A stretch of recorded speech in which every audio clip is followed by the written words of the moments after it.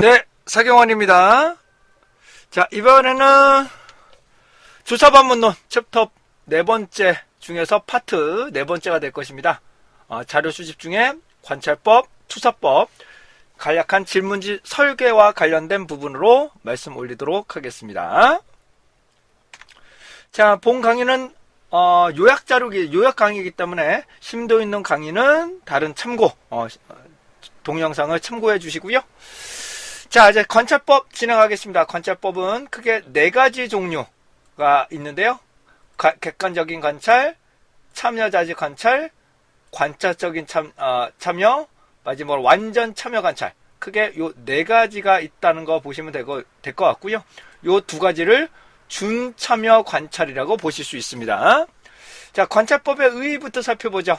관찰 대상자를 통제하지 않는다는 것이죠. 통제하지 않고 시각과 청각으로 기록을 한다라는 것이 가장 핵심적인 내용이다라고 보실 수가 있겠네요. 대상자를 통제하지 않고 시각과 청각으로 기록을 한다는 것이 관찰법이 될 것 같고요. 관찰자의 능력이나 시각, 편견, 환경 등에 따라서 관찰법은 큰 차이가 발생할 수 있습니다. 자, 객관적인 관찰, 제3자의 관찰이라고 보시면 되고요. 그래서 관찰자임을 반드시 밝히지 않아도 된다. 그다음에 준참여 관찰이라고 말씀드렸죠. 이 중간 단계 완전 참여, 제3자인 객관적인 관찰. 우선 완전 참여부터 보겠습니다. 우리가 일반적으로 보시는 완전 참여 관찰인 경우에는 관찰 대상자와 생활 활동들을 직접 참여하는 것을 말하게 됩니다. 근데 관찰자임을 밝히지 않으면 윤리적인 문제, 관찰자임을 밝혀버리면 호선 효과가 우려가 되는 문제가 발생을 합니다. 자, 준참여입니다. 이 준참여인 경우는 관찰자임을 반드시 밝혀야 된다는 전제 조건이 있고요. 그래서 참여자적 관찰이니까 참여, 그 다음에 관찰이 더 중요하죠. 다시 한번 참여자적 관찰이니까 뒤에 것이 더 중요하다. 보시면 되실 것 같아요. 관찰자적 참여는 참여를 우선적으로 보고 관찰을 보조적으로 쓴다라고 보시면 됩니다. 참여자적 관찰은 참여는 하되 관찰이 우선이고요. 관찰자적 참여는 참여가 더 높은 부분이다 라고 말씀드릴 수 있겠네요. 다음 투사법입니다. 투사법이라는 것은 우회적으로 조사하는 것을 말합니다. 해당되는 의사소통법 중에 간접적으로 조사하게 되는데요. 여기 보시면 언어적, 회화적, 기법 등으로 크게 구분됩니다. 언어는 단어라는 것이라고 말씀드릴 수가 있겠고요.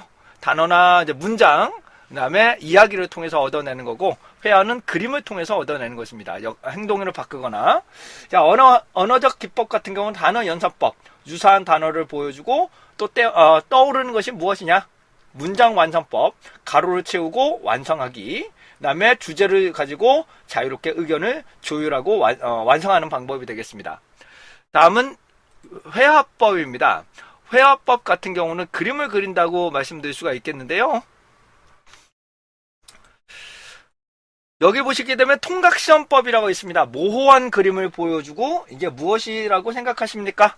네, 만화 완성법, 만화를 그리고 순서를 바꾼 거나 순서대로 정렬해 보세요. 이 만화를 보고 떠오르는 것이 무엇이 있습니까? 라는 것이고요. 네, 역할 행동법인데 개별적인 역할을 부여하고 그걸 통해서 변화 정도를 살펴봅니다. 실제로 사례는 스탠포드 대학에서 재수와 관수라는 부분인데 이를 기반으로 엑스페리먼트라는 영화가 따로 있습니다. 여기 보면 실제로 재수와 간수가 있는데 실제로 보면은 재수보다 간수 역할을 하셨던 학생들이 더 폭력적으로 바뀌는 아주 투사법의 가장 핵심적인 내용이라고 보실 수가 있게 되겠습니다. 다음은 오류 선택법입니다. 틀린 답을 보여주고 응답자들이 그 중에서 선택을 하게끔 만들어주는 거. 그다음 정보 검사법은 자격증 시험과 같이처럼 실제 평가를 통해서 얻어내는 것을 말하게 됩니다. 토익 완성법은 여기 논쟁 완성법처럼 서로 비판적인 의견을 교환하는 것을 말하게 되겠습니다. 근데 논쟁 완성법은 주어지고 그래가지고 나는 어떤 입장이냐 B라는 입장을 놓고 서로 간에 이야기를 주고받는 거고 이거는 자유롭게 의견을 주고받는다는 측면에서 조금 다른 면모가 있다라고 보시면 되시겠네요. 자, 그 다음에 그 외에 참고사항 보시겠습니다. 여기 보시게 되면 콜인 조사라고 있습니다. 콜인 조사, 그 다음 출구 조사가 있는데요. 콜인 조사라는 것은 방송 중에 청취자의 의견을 얻어내는 것들, 그다음에 대표성과 심도 있는 조사는 상당히 어렵다는 부분, 근데 적극적으로 자기가 본인이 참여한다는 강점이 있습니다. 이에 반해서 출구조사는 투표를 마치고 나서 유권자를 대상으로 누구를 선택했느냐라고 조사하는 것입니다. 근데 응답자를 응답을 하지 않거나 조사원의 교육, 그다음에 출구조사 대상의 대표성, 그다음에 거리적인 문제, 출구조사기가 50m 떨어져야 될 거예요. 그래서 그런 한계점이 존재를 합니다. 근데 출구조사는 이게 좀 많이 어려운 게 해당되는 실제 표본, 출구조사 대상을 어떻게 뽑느냐, 몇 개를 뽑느냐, 그 다음에 시간적인 부분, 그렇죠? 그 부분에서도 정확하게 맞추기 좀 어려운 부분이 상당수가 많이 존재합니다. 다음은 응답률을 높이는 방법 한번 보도록 할게요. 실제로 응답률을 높이려면 가장 최신의 정보를 확보를 하고, 그 다음에 조사원의 교육을 철저하게 시키고, 그 다음에 해당되는 적절한 보상, 이렇게 보시면 되실 것 같아요. 자, 우선 핵심은 최신 리스트 확보, 그 다음에 조사지를 잘 만들고, 그 다음에 교육, 적절한 보상, 이런 것이 가장 핵심이라고 보실 수 있습니다. 자, 최신 리스트를 확보를 해야죠. 표본 프로그램도 가능하겠고요. 이거 가장 최신의 리스트를 알아야 응답 대상자를 누락시키거나 포함되지 않아야 대상들을 포함이 될 경우도 제거를 시킬 수가 있게 되겠죠. 자, 조사지의 문구, 글씨체, 배열, 그 다음에 글씨 크기,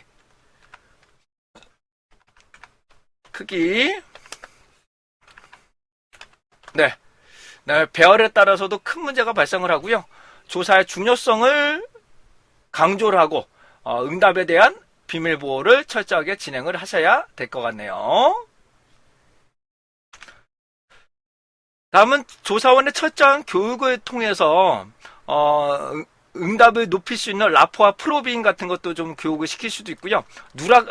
대처 방안을 공부하실 수도 있겠죠. 그래서 사전 검사를 조사원들끼리 서로 조사원과 해당될 응답자로 생각하고 교육을 하는 경우도 있습니다. 실습 테스트를 해서 교육을 병행해서 진행할 수도 있습니다. 하지만 사전 검사의 가장 큰 목적은 연구 목적에 맞게 제대로 전달이 되고 있는지, 그다음에 누락이 되고 있는 것은 없는지, 오류가 발생하는 것은 없는지를 확인하는 것이 가장 큰 목적이라고 말씀드릴 수 있습니다. 그다음에 적절한 보상적인 부분, 지속적인 관심 추적, 독려 등도 응답률을 높이는데 큰 역할을 하고 있습니다. 자, 이와 같은 질문지를 어떻게 설계를 할 거냐라고 보시게 되면 연구 목적, 주제를 결정하고 그다음에 자료를 수집하는 방법을 결정합니다. 그래서 관찰하느냐, 설문지냐, 면접 방법이냐, 전화조사냐 이런 것들을 결정을 하게 되는 것이고요. 여기에 자료 수집 방법은 관찰법이냐 실험법이냐. 근데 실험법은 거의 쓰지 않으니까요. 그런데 관찰법도 질문지를 구성하는 경우는 거의 없을 것 같네요. 이것도 좀 지울게요. 예, 요거는 조금 관찰법은 질문을 하는 경우가 그렇게 많지는 않기 때문에 집단조사, 배포조사냐, 전화조사냐, 그 다음에 인터넷 조사냐, 이런 것들을 결정하실 수 있게 되겠네요. 그 외에도 면접법 등을 살펴보실 수 있을 것 같습니다. 자, 다음은 질문의 내용을 결정합니다. 즉, 성별을 물어볼 건지, 연령을 물어볼 건지, 만족도를 물어볼 건지를 결정을 하게 됩니다. 다음에 질문의 형태를 결정하게 되는데요. 주관식으로 물어볼 거냐, 객관식으로 물어볼 거냐, 그 다음에 구체적인 질문 문항을 작성하게 됩니다. 이렇게 수정을 보완하는 것이죠. 그 다음에 응답 항목이 중요한데 질문 문항과 응답 항목에 대해서 다시 말씀드립니다. 질문 문항이라는 것은 기하의 성별은 어떻게 되십니까? 라고 보는 것이 질문 문항. 응답의 항목이라는 것은 해당되는 보기라고 보시면 돼요. 1번, 2번. 이것을 응답의 항목이라고 보시면 됩니다. 자, 응답의 항목에는 포괄성과 상호 배타성, 즉 포괄성이라는 것은 모든 것을 포함할 수 있어야 되고 하나는 선택할 수 있어야 된다는 것이고요. 상호 배타성은 배제성이라고 하는데 응답 보기 간에는 교차점이 없어야 된다는 거. 이게 상당히 중요한 부분입니다. 질문지 부분에서도. 네, 문항의 배열, 깔때기 형태를 일반적으로 쓰게 되고요. 시각을 점점 더 좁혀나가는. 그다음에 설문지 초안을 만들고 표지 작성 후 사전 검사를 하고 요 예비조사 차이점 반드시 보셔야 돼요. 사전 검사하고 보완해서 최종적인 설문지를 완성하게 됩니다. 사전 검사는 최소 한 번 이상은 해야 되고요. 보통 한 20명에서 30명을 대상으로 조사를 실시하게 됩니다. 자, 질문지 설계 다시 보겠습니다. 연구 목적, 배경. 배경들도 보실 수가 있겠죠? 네, 배경. 그다음에 연구 주제를 결정하게 되고요. 수집 방법은 어떤 구체적인 방법을 적용할 건지 이것 따라서 사전 검사를 그대로 수행을 하는 것이 맞고요.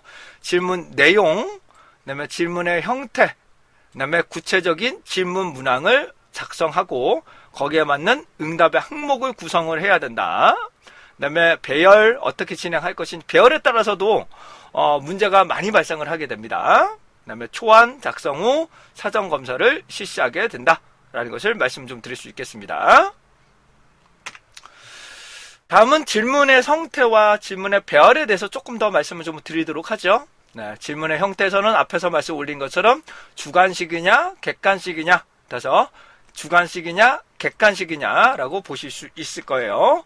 주관식, 네, 자유롭게 의견을 수렴할 수 있다. 하지만 부호화가 어렵고 높은 응답률이, 거부율이 매우 높습니다. 예. 이에 반해서 폐쇄형, 객관식은 응답이 어려운 질문에서도 응답이 하기가 용이하고요. 하지만 응답자 간의 비교도 가능하고요. 하지만 포괄성과 상호배타성을 만들기가 상당히 좀 어렵습니다. 자, 포괄성은 최소한 하나는 선택할 수 있어야 된다. 그 다음에 상호배타성은 응답 보기 간의 교차, 중복돼서는 안 된다. 이것을 말씀 좀 드릴 수가 있겠고요. 자, 질문의 내용에서 종류가 있는데요. 종류에서는 비교, 비비교 척도라고 보실 수 있습니다. 비교라는 것은 응답 보기 안에서 평가자들이 비교를 할 수 있는 것이고요. 비비교는 강도를 체크하시거나 응답의 보기에서 자기가 본인이 직접 선택하는 것을 비비교 척도라고 합니다. 비교 척도라는 것은 서열, 순위, 고정종합형, 쌍대 비교법처럼 보기에서, 응답의 보기에서 서로 간에 비교를 하는 것을 말하게 되고요. 비비교는 양작 태길형, 선다형, 체크리스트, 변정식, 매트리스, 어휘차이 척도, 스탑해 척도 같은 해당되는 부분 응답에서 강도를 선택하는 것을 비비교라고 합니다. 자, 일반적으로 탐색적 조사에서는 개방형을 많이 씁니다. 어떤 상황이 발생할 수가 이제 파악하기가 쉽지 않기 때문입니다. 전문가 역시 개방형을 많이 조사를 하게 됩니다. 자, 이에 반해서 기술적 조사라는 것은 현재 상황을 요약하는 거죠. 그리고 특히 횡단조사. 물론 종단조사에서도 폐쇄형을 많이 쓰기도 하는데 특히 횡단조사에서 많이 쓰게 됩니다. 객관식이죠. 응답의 보기를 선택을 하게끔 만드는 것이고요. 그 다음에 배열입니다. 질문의 배열은 이거는 응답 보기의 배열도 있을 수가 있겠지만 일반적으로 질문 문항의 배열이라고 보시면 됩니다. 질문 문항은 깔때기 형태로 응답자의 초점을 계속적으로 좁혀나가는 형태가 좋고요. 그 다음에 쉬운 것부터 어려운 질문, 논리적인 순서, 그러시고 먼 시점에서 최신 시점으로 좁혀나가는 것이 좋습니다. 그리고 하나의 내용을 조사하기 위해서라면 한 곳에 집중을 하고요. 하지만 앞의 질문이 뒤의 질문에 영향을 미치는 효과인 이정 효과가 우려가 된다면 멀리 배치돼야 된다. 그 경우도 질문 문항의 배열이라고 보실 수가 있게 되겠습니다. 다음은 일반 도서에서는 이 내용이 없을 텐데요. 실제로 이 기출문제에서도 이 내용은 없어요. 응답 항목의 배열입니다. 순서인데 조심하셔야 될 게 응답하기 어려운 경우 일반적으로 첫 번째 응답 보기를 선택하는 1차 정보 효과가 우려되므로 별에 유의해야 된다. 자, 이상으로 여러분들과 함께 챕터 네 번째인 자료 수집 중에 네 번째 관찰법, 투사법, 질문지 설계와 관련된 부분을 살펴보셨습니다.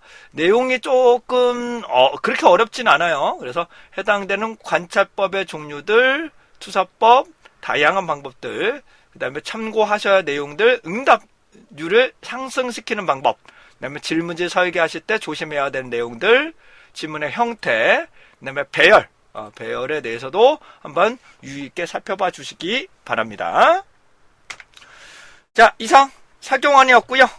여러분들의 합격, 좋은 결과가 있을 기지를 응원하겠습니다.